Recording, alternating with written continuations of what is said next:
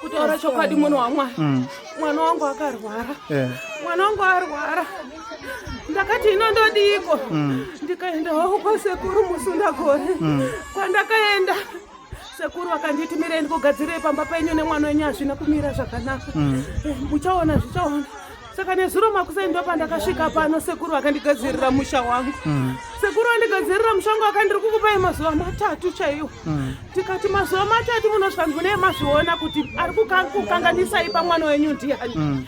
Chokwadi munhu waMwari. Ndo mashura ndatoonawo pano.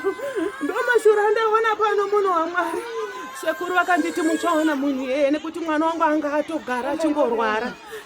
Sheshuwa ndazoona mashuka pamushapa. Tarisai muone.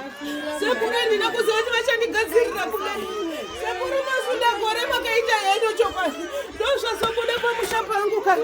Ndozvabuda pamushapa ano amwe. Naiwe muroyi watumwa nani